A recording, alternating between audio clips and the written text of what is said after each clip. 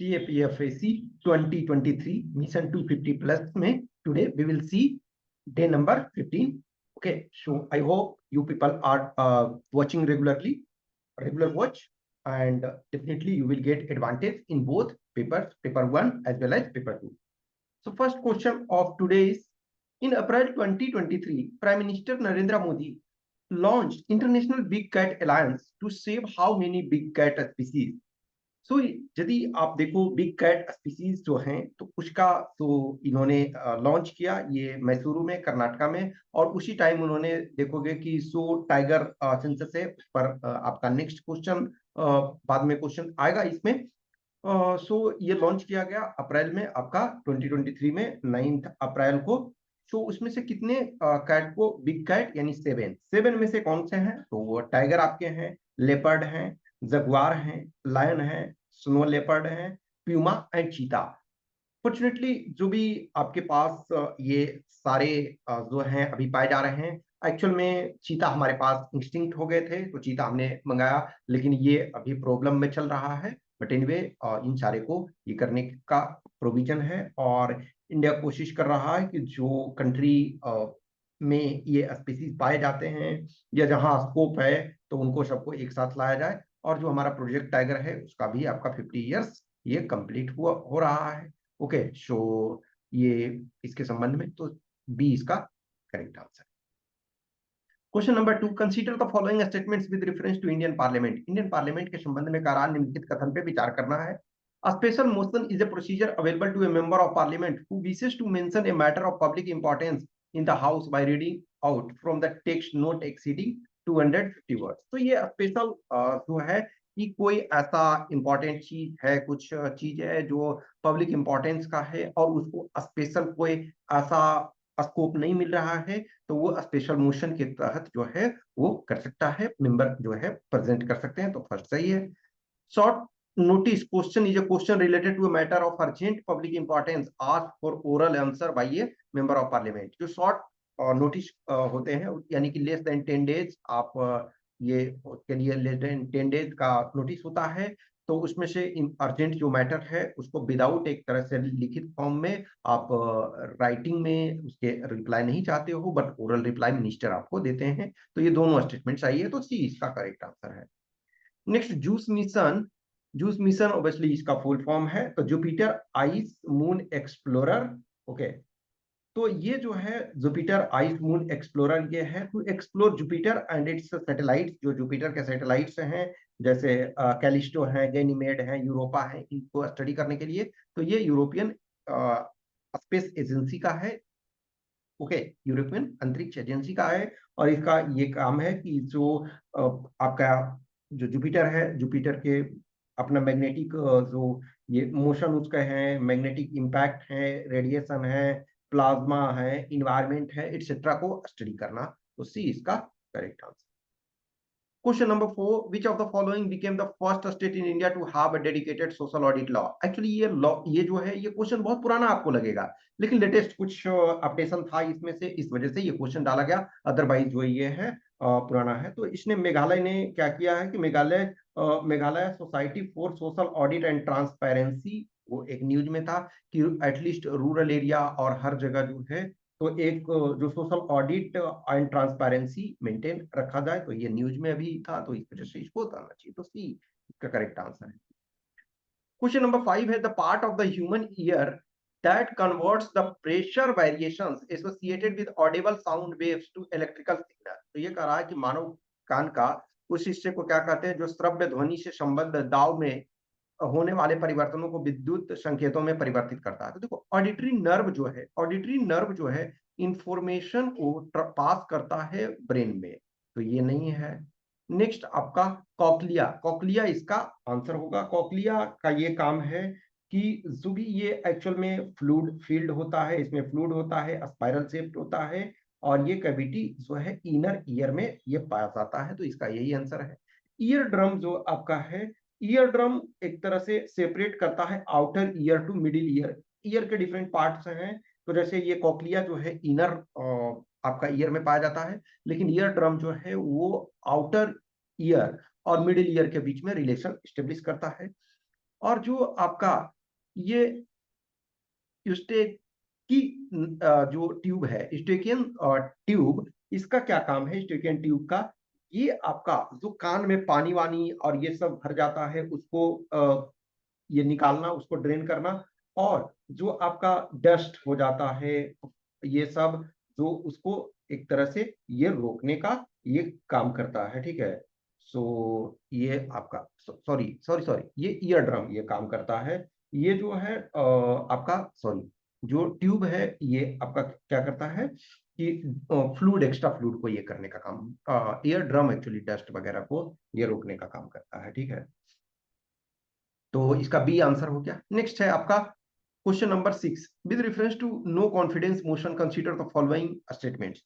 If individuals or parties abstain from voting, those numbers will be removed from the overall strength of the house and then the majority will be taken into account. Yes, ये statement सही है कि यदि आपका कोई no confidence motion हो रहा तो कोई मेंबर है या इंडिविजुअल या फिर पार्टी वो यदि वोटिंग से अब्सटेन रहते हैं तो उस नंबर को काउंट नहीं किया जाता। मान के चलो किसी पार्टिकुलर डे में 500 प्रेजेंट थे, लेकिन उसमें से कुछ लोग हैं 50 जो हैं या तो वोट नहीं दिए या फिर उसको बाइकआउट कर दिए, तो ये एक्चुअली मेजोरिटी के फॉर्म में 450 ही लिया जाएगा, 500 नहीं।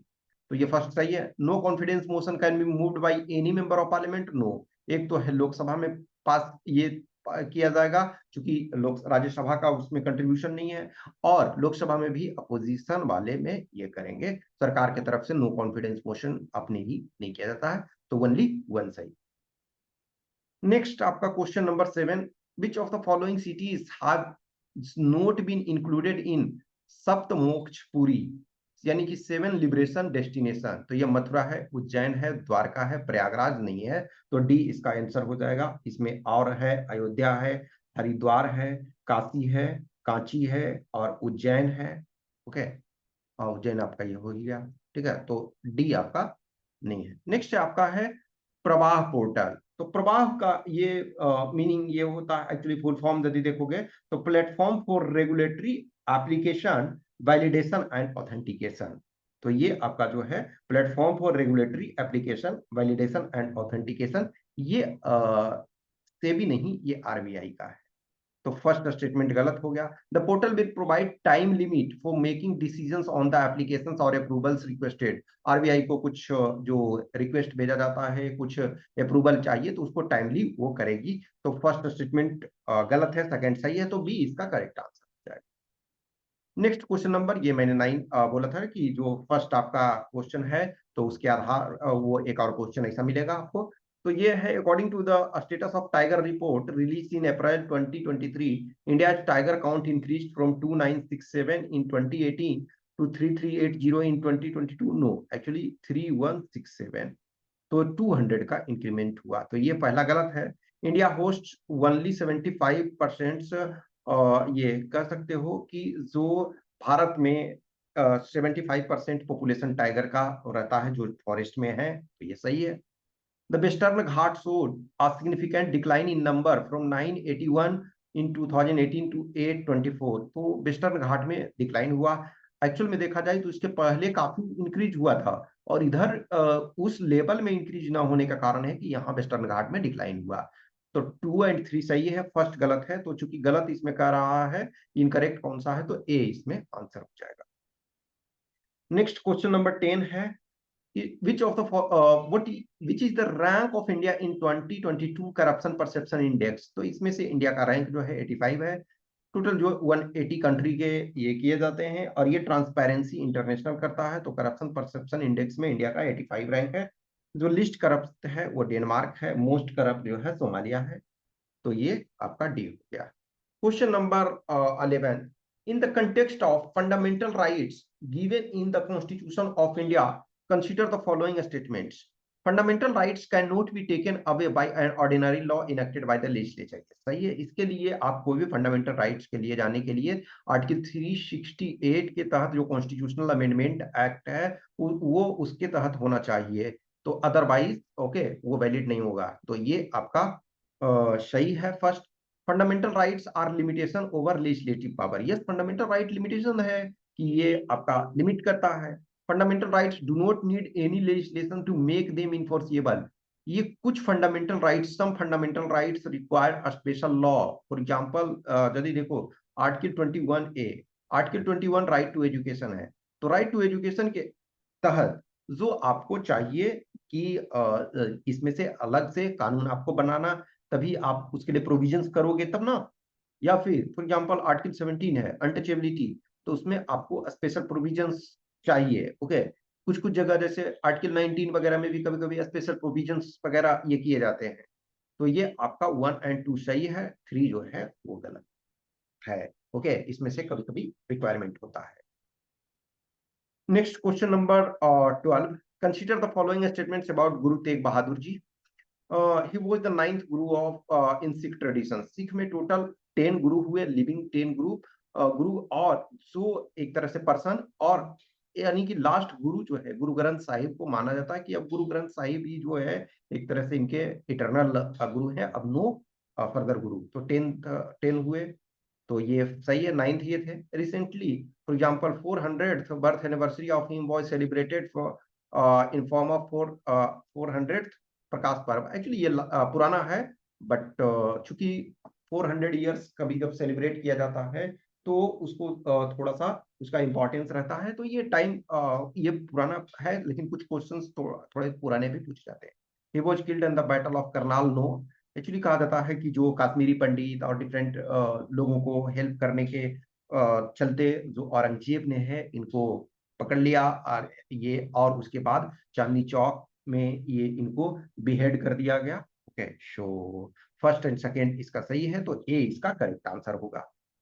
Question number 13, Falkland island dispute is between. तो ये एक्चुअली रेगुलर बीच बीच में थोड़ा चलता रहता है, तो ये यूनाइटेड किंगडम एंड अर्जेंटीना के बीच में है, तो डी इसका correct answer. Question number 14, consider the following statements about Panchayati Raj institutions in India. Panchayati Raj institutions के संबंध में कह रहा कौन सा स्टेटमेंट सही है। ठीक है, तो इसमें से फर्स्ट का रहा 73rd constitutional amendment act was passed in 1992। Yes, 1992 में ये एक्ट बना, लेकिन ये एक्ट जो है फोर्स में कब आया, ये अप्रैल 1993 में आया। तो दोनों स्टेटमेंट सही है, तो इसका आंसर सी हो गया। नेक्स्ट आपका है, consider the following statements about population of one horn Indian rhinoceros. तो एक सींग वाले जो इंडियन राइनोसेरस हैं उसके संबंध में Kaziranga national park is the main site of this animal. ये सही है। आज पर latest census it's number is more then 2600 in India. तो ये इंडिया में 2613 लास्ट काउंट पे था, तो ये सेकंड स्टेटमेंट भी सही है। Female population is more than male, yes सही है। इनफैक्ट एलिफेंट में भी ये आपका पाया जाता है ऐसा, बहुत सारे जो जीव हैं उसमें जो फीमेल बहुत ज्यादा पाए जाते हैं, तो ये डी इसका करेक्ट आंसर है। Question number 16, with reference to the zero hour consider the following statements. It is an informal device. Informal device का मतलब है कि रूल बुक में नहीं है। Okay, to the members of the parliament to raise matters without any prior notice, ये सही है। It is mandatory to have a zero hour every day during the session, no. Actually यदि आपका ये ध्यान रखो कि यदि कोई भी क्वेश्चन आर के बाद इसमें होता है, तो जो इनफॉर्मल डिवाइस है उसमें आप डेली मैंडेटरी नहीं है। तो फर्स्ट स्टेटमेंट सही है, सेकंड स्टेटमेंट गलत है, तो ए आंसर हो गया। नेक्स्ट है सी ऑफ ओकोस्ट इज पार्ट ऑफ। तो ओकोस्टिक सी जो है किसका पार्ट है, पैसिफिक ओशियन का। और जो कहाँ ये पड़ता है, ये उसका जो यानी क्षेत्र है, जो बेसिन एरिया कंट्री है, तो वो आपका जापान और रसिया के बीच में आपका ये आता है, तो ए इसका करेक्ट आंसर। नेक्स्ट है India military expenditure in 2022 was approx. तो इंडिया का यदि मिलिट्री एक्सपेंडिचर देखते हैं 22 में, तो अभी 23 तो बीता नहीं है, 22 में अप्रॉक्स जो आपका 81 बिलियन यूएस डॉलर था। Next question number 19। Question number 19 में कह रहा है कि consider the following statements. It is estimated that there are 33 million carvings in this temple. In one pillar, according to Linga Purana, shows that Lord Shiva coming out from the lingam and Brahma in the form of swan and Vishnu as a boar boring the earth. ये कहाँ ये सब पाए जाते हैं कि अनुमान है कि इस मंदिर में 33 मिलियन जो हैं वो नक्काशियां हैं। लिंग पुराण के अनुसार एक स्तंभ में भगवान शिव को शिवलिंग से बाहर निकलते हुए और ब्रह्मा को हंस के रूप में और विष्णु को सूअर के रूप में जो पृथ्वी को खोदते हुए दिखाया गया। तो ये कहाँ है? तो ये है मदुरै का जो श्री मीनाक्षी टेम्पल। तो मदुरा का मीनाक्षी टेम्पल में ये है। तो ए इसका करेक्ट आंसर है। Next question number 20। In 2022 India's inward remittances was more than 100 billion. Yes, first time India जो है 100 बिलियन का मार्क टच कर लिया। और it was the first time any country touched 100। ये दुनिया में फर्स्ट टाइम ऐसा हुआ किसी भी कंट्री ने, और वो फॉर्चुनेटली इंडिया है, जो इनवार्ड रिमिटेंसेस जो है वो 100 बिलियन प्लस टच किया।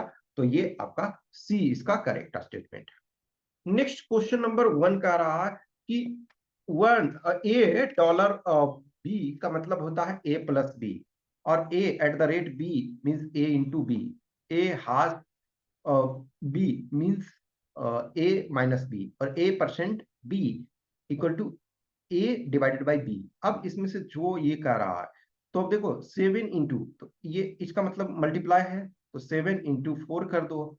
अब ये डॉलर साइन का क्या मतलब है? प्लस, तो ये प्लस कर दो 5, और हैश साइन का मतलब है माइनस, तो -6, और परसेंट का मतलब है डिवाइडेड बाई आपका 3। तो देखो पहले का करी पीछे भाग, तब गुना तब, तो पहले ये इसको करो तो यहाँ 2 आ जाएगा, फिर इसको करोगे तो ये 28 आ जाएगा। अब देखो ये क्या हो गया, 28 आपका +5 और माइनस ये 2 इसमें आ जाएगा, ठीक है। तो ये चूंकि डिवाइड कर रहे हो, तो 33 और -2 तो 31 हो गया। तो सी इसका correct answer. Next question number 22 का रहा, 2 डाइस आर थ्रोन टुगेदर। दो जो डाइस हैं उनको ये फेंका गया साथ में। What is the probability that the number on the first dice is multiple of the number on the second dice? तो टोटल 2 डाइस को करते हो तो 6 इंटू 6, तो नीचे जो सैंपल होगा 36 होगा, यानी 36। और ऐसा सिचुएशन क्या है कि जो फर्स्ट डाइस है वो multiple of second dice number होना चाहिए। तो ये number of first dice is multiple, तो देखो मल्टीपल ये फर्स्ट कब होगा, तो एक कंडीशन में ले सकते हैं 6 इंटू 1, तो ये मल्टीपल है। ये फिर देखोगे 5 इंटू 1, ये भी आपका मल्टीपल है। 4 इंटू 1, तो ऐसे आपके ये सारे होंगे। 3 इंटू 1, 2 इंटू 1, और आपका 1 1, तो एक तो ये हो गया। फिर अब ये करोगे 6 2, 4 2, और 2 2, 6 3, 3 3, 4 4, 5 5, 6 6। तो ये टोटल ऐड करोगे तो 14, तो 14 बाई 36, तो 7 बाई 18, तो 7 बाई 18, तो डी इसका आंसर हो गया। लास्ट एक्चुअली 3 क्वेश्चन जो है इसी बेस पे है, इस क्वेश्चन के बेस पे है। तो इसमें लेकिन हमने हर क्वेश्चन में वो डाल दिया है, तो ताकि आपको देखने में सहूलियत हो। तो टोटल का रहा है कि 150 स्टूडेंट्स हैं। 18 पास करते हैं ओनली इंग्लिश में, 29 पास करते हैं ओनली इंग्लिश और हिंदी में, 7 पास होते हैं ओनली हिंदी और मराठी, और 22 पास होते हैं ओनली इंग्लिश एंड मराठी, और 5 जो है 3 में पास होते हैं। और कोई भी ऐसा नहीं है जो तीनों सब्जेक्ट में फेल हुआ हो। तो कह रहा है कि कितने इंग्लिश में पास हुए। तो इंग्लिश में पास होने वाला क्या है, only English, only English plus, only English plus Hindi, English plus Hindi, only ये आपका फिर हो जाएगा इंग्लिश प्लस मराठी, मराठी और प्लस ऑल 3। तो ओनली ये आप ये इंग्लिश में 18, इंग्लिश और प्लस हिंदी, ठीक है। तो ये इंग्लिश और हिंदी में ये आपका कितना हो जाएगा 29, और प्लस फिर आपका जो है ये ठीक है इंग्लिश और मराठी, तो ये आपका 22 और प्लस ऑल 5 में, तो इनको जोड़ो तो 74 आ गया। तो ये 74 हो गया। अब ये नेक्स्ट देखो ये सारा इंफॉर्मेशन फिर से दिया हुआ है। अब कह रहा total number of student pass in Hindi और मराठी, या तो हिंदी में या मराठी में। तो हिंदी या मराठी का मतलब क्या हो गया, इसका मतलब है कि टोटल, तो टोटल 150 है, और माइनस ओनली इंग्लिश वाला हटा दो, ओनली इंग्लिश वाला हटा दो, ठीक है। तो ये जो आपका है करा कि या तो हिंदी या मराठी, तो सिर्फ इंग्लिश वाला जो है उसको हटा दो 150 में से, तो ओनली इंग्लिश में कितने हैं 18, तो ये हो जाएगा 132, तो बी इसका हो गया। लास्ट क्वेश्चन इसमें कह रहा है कि सेम इंफॉर्मेशन है, what percentage of a student passed exactly one subject. तो वन सब्जेक्ट का मतलब क्या होता है, टोटल आप लोगे तो टोटल 150 है, और माइनस करोगे एग्जैक्टली टू सब्जेक्ट में, तो एग्जैक्टली टू सब्जेक्ट में कितने ये पास हुए हैं, तो एग्जैक्टली टू सब्जेक्ट में 29 प्लस 7 प्लस 22, और जो ऑल थ्री में, तो ऑल थ्री में 5 ये है, तो 150 माइनस आपको ये सारे को ऐड करोगे, ठीक है, तो 29 और प्लस 7, तो ये 36 हो गया, 36 प्लस 20 58, और माइनस 5, तो 150 और माइनस आपका 63, तो एक सेकेंड, तो हाँ, तो 63, तो ये 87 हो जाएगा, तो 87 डिवाइडेड बाई 150 इंटू 100, तो ये क्या हो जाएगा आपका 58%, तो 58% जो है एग्जैक्टली वन सब्जेक्ट में पास किए। तो ये आपका पेपर 1 का 25 क्वेश्चन हो गया। पेपर 2 में जो है आपको 3 एशिया हमने दिया है कि without proper principle and ideology politics is not beneficial in long term. अब बेनिफिशियल का मतलब है कि एक तरह से जो पब्लिक के पॉइंट ऑफ व्यू से जनरली लिखोगे, ठीक है, पब्लिक के पॉइंट ऑफ व्यू से, long term for public add कर लो आप, कि जिस पार्टी का कोई भी, या पार्टी या पॉलिटिक्स यदि कोई भी कर रहे हैं और उसमें कोई आइडियोलॉजी नहीं है या आपका प्रिंसिपल नहीं है, तो वो पीपल के लिए, पब्लिक के लिए लॉन्ग टर्म में बेनिफिशियल नहीं होते हैं। तो इसको पीपल और पब्लिक कर लो, ज्यादा बेटर आपके लिए। क्वेश्चन नंबर 2 है, science in coordination with humanity has solution to majority of our problem. Science के पास बहुत सारे मेजॉरिटी ऑफ प्रॉब्लम के सॉल्यूशन हैं, लेकिन उसमें ह्यूमैनिटी भी होनी चाहिए। यदि आप ह्यूमैनिटी उसमें ऐड नहीं करते हो तो फिर साइंस हार्मफुल हो सकता है। नेक्स्ट आपका, tourism should be in a balanced way for ecological sustainability. Ecological sustainability के पॉइंट ऑफ व्यू से, इकोलॉजिकल सस्टेनेबिलिटी के पॉइंट ऑफ व्यू से जो टूरिज्म होना चाहिए बैलेंस वे में होना चाहिए। आप अननेसेसरी एक्स्ट्रा टूरिज्म का प्रेशर किसी पार्टिकुलर एरिया में कर दोगे, जैसे फॉर एग्जांपल सोनम वांगचुक जो है वो लद्दाख में बहुत टूरिज्म वगैरह को ये बोलते हैं कि वो कंट्रोल्ड वे में होना चाहिए, क्योंकि वहाँ के लोकल लोग जो हैं प्रभावित हो रहे हैं। तो ये 3 क्वेश्चन हैं, इन पर लिखना है आपको। कुछ भी क्वेश्चन क्यूरी डाउट्स है तो आप हमें मैसेज कर सकते हो, कमेंट बॉक्स में कमेंट कर सकते हो या मैसेज कर सकते हो इन दिए हुए नंबर पे। Okay, thank you.